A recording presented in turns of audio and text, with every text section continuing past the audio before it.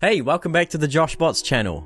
Good to see you again. It's Saturday today, and I've just made a cup of tea. This is Duncan. He's a good friend of mine. In this video, I wanted to talk about underestimating yourself as a musician. You gotta stop doing that. Stop underestimating yourself. You're probably a lot better than you think you are. Why do I want to talk about this? Because this is something I've experienced a lot in my music journey. I have underestimated myself so many times. I have underestimated my ability to play my instrument, to learn music, to learn certain songs, to crack down on work, to put myself out there. There have been so many instances when I've really underestimated myself, and as a result of that, I've missed out on certain opportunities. I was too afraid to put myself out there and grow as a musician. I missed out on certain networking opportunities and performance opportunities and growing my brand as a musician, I guess. There are just so many cases that I can think of in my music journey where, in underestimating myself, I'm selling myself short. I'm not like stepping up to the plate as a musician in terms of my confidence in myself. You know what I mean? But I think this is a very normal thing. I think hopefully you experience this as well. I experience this a lot as a musician, and if you're a musician watching this, most likely you are, then you probably experience this too. And I just wanted to talk about it over my cup of tea, because hey, it's tea time. So I'll just talk about some different cases in my music journey where I underestimated myself. Hopefully you can relate to it. So the first time that I really underestimated myself was sharing my music. When I started composing my music, my piano music, and producing music, you know, just like recording it and stuff, I didn't share it. I didn't think it was very good. To be fair, it wasn't very good. I had just started out. But I didn't feel worthy of sharing it online. I didn't feel worthy of sharing it with other people. I underestimated myself I underestimated the fact that I was a beginner and I was just starting out, and sharing that music was, you know, I guess it's a part of the process of learning and growing as a musician, sharing your first work. You know, there was a barrier there. I really thought it was terrible work. I didn't want to share it. And I think I made the issue so much bigger in my mind at the time. I was like, oh man, people are gonna not like this. They're gonna hate it. They're gonna leave comments and say it's not very good. And but you know, after many months, I eventually, you know, mustered up the courage to share my first work, and nobody listened to it. So, like, it didn't matter in the end. You know, all of this drama that I created in my head, at the end of the day, it didn't even matter, because I put out this music and nobody really listened to it. Nobody saw it because nobody knew who I was. Nobody knew my name, and that's how it goes when you start out, of course. But you've got to start somewhere. But here's the thing. When I finally mustered up the courage to share my first work, even though nobody listened to it, even though nobody listened to my music or engaged with my music, it gave me this massive sense of, like, accomplishment and confidence. You know, even though I was getting nothing back, I had, of course, my mum listening to my music, and she was, she was enjoying it. But, you know, that's normal. But, yeah, even though nobody was really listening to my music, I still, just by putting it out there, putting it online, I had this confidence in myself. I'm like, yeah, I can do this. I can put myself out there. I can share myself and share my music, and nothing bad is going to happen. I can deal with this.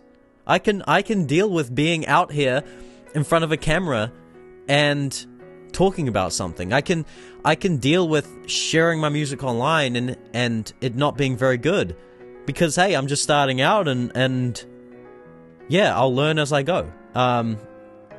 So basically what I'm saying is that when I first underestimated myself, I underestimated my ability to handle being out in the public eye, I guess, and sharing my music. I underestimated my ability to like deal with that, and you know, I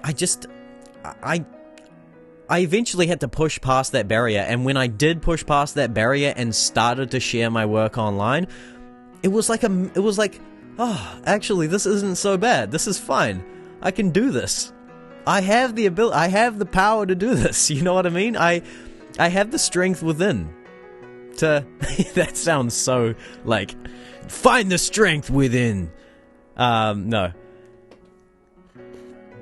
I mean, yes, do find the strength within. That's very good. That's very good. You can find the strength within. I believe in you. Okay, so that's an example from a ways back when I first started sharing my music online.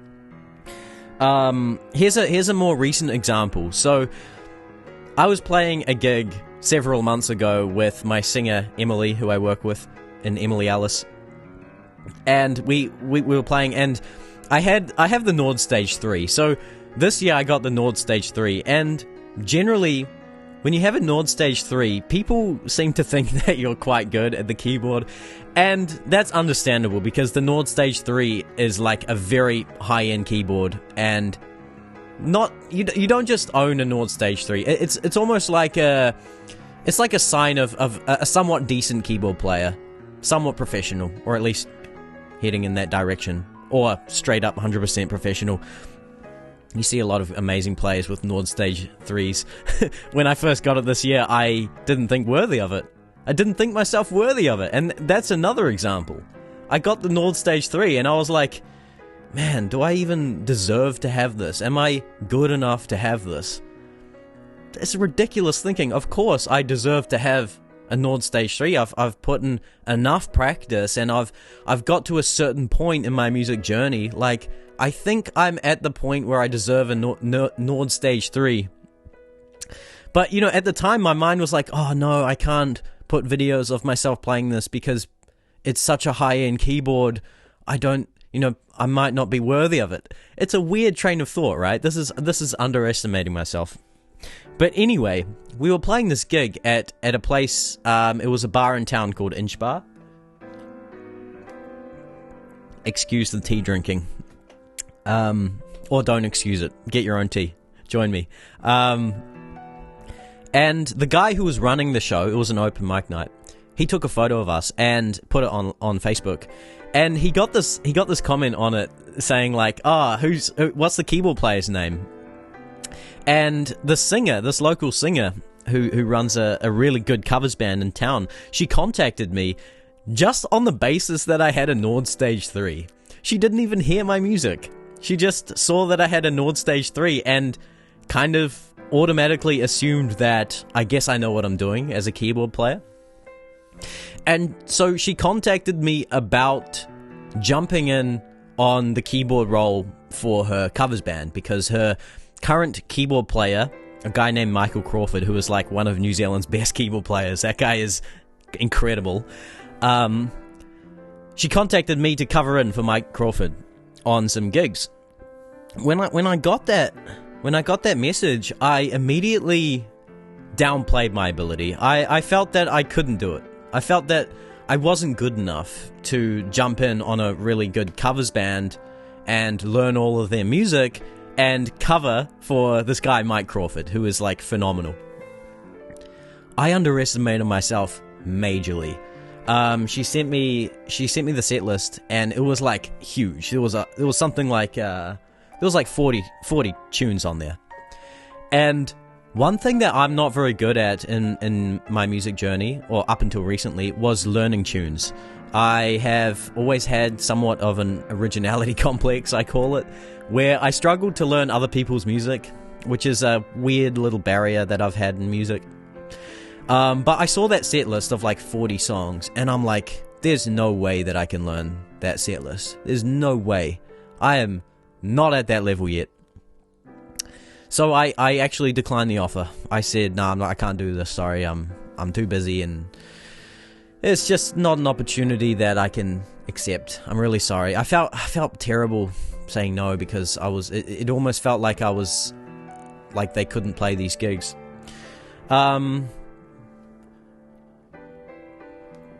Anyway, another month passed, and she contacted me again, asking the same question, basically asking if I had changed my mind, if I was keen. And I stopped and I looked at the set list, and I was like, hang on a second. Let me try learn some of these songs. One of them was September. So I listened to September and I learned the song. I learned it quite quickly. I was like, whoa, geez, actually, I can learn songs. Oh my gosh, I'm a musician and I have the ability to actually learn music. Huh, go figure. And then I was like, oh, hang on a second, let me try learn some of the other songs. And so I spent like an hour, and I learned like 3 of the tunes on the set list in an hour. And then I was like, hang on a second, why am I refusing this offer? Like, I am more than capable. I do have the ability to learn this music. Why am I refusing this offer? This is an amazing opportunity. It's an amazing opportunity to network with some of Dunedin's best musicians, to get out there and perform more music, to earn a little bit of money. I underestimated myself entirely. And when she contacted me again, I actually accepted the offer. I was like, you know what? I can do this. And I'm gonna do this. And I was like, okay, if I'm going to do this, I'm going to make it like work. I'm going to treat it like work. Every day I'm going to spend like 3 hours just learning the set, just learning the stuff. And when I committed to that, and when I had that mindset, oh my gosh, I got so much done. So I wasn't just underestimating my ability to learn that music, but I was also underestimating my ability to actually get down and work on a project. And that was the project, learning those 40 tunes. I was like, okay, I'm going to get to work, and I'm going to work on this. And yeah, I underestimated my ability to work. You know what I mean? To actually just focus on one task and get that task done. So that was like a major lesson for me. That was when I realized, like, whoa, I'm underestimating myself in so many regards. I think I'm better than I think I am. I have a feeling that I hope this is not just me. I think this is quite a common thing in the arts, is we're our own worst enemy. We put ourselves down, we sell ourselves short often. And I think, I'm not saying here to overestimate yourself. That's a different story. Don't overestimate yourself. I think that leads to its own certain problems. Its own set of problems. But don't underestimate yourself. I think if you're like me, maybe you've been playing music for a while, maybe you've just started, I think treat yourself fairly. Give yourself a fair chance. Like, say like, I think it's a matter of the self-talk in your mind. It's a matter of, telling yourself like, yes, I am capable of doing this. I am capable of learning music. I am capable of practicing for a certain amount of time. I have the ability. I've been doing this for a while. Treat yourself fairly. Look at where you're at in your music journey, and give yourself a fair chance. You are better than you think you are. It's the same with the work you produce. It's probably better than you think it is. We are our own worst critics. I'm talking from personal experience here. I just hope that you can relate to this, but I always downplay my ability and my work as well. I see when I make something, I'm always like, oh man, this is not that good. Yeah. So stop underestimating yourself. One more example. So there's this restaurant in town called Etrusco's. It's an Italian restaurant quite a lovely, fancy Italian restaurant. And there was this pianist in town. He was an amazing guy. He was one of the most friendly, lovely characters in town. His name was Nick Knox, and he was somewhat of a mentor of mine. He was a very unique pianist. The music he played and composed was very unique, and he was always at this open mic night that I go to quite often at a place called Dog with Two Tails. He was there every single night. In fact, he was there all the time. Like, if you wanted to see Nick Knox, go to Dog with Two Tails, you would see him there. You could, like, chat. And he was so lovely and so accommodating. He would give me advice and, you know, tell me how I could improve my music and playing and stuff. And last year, he passed away. And rest in peace, Nick Knox.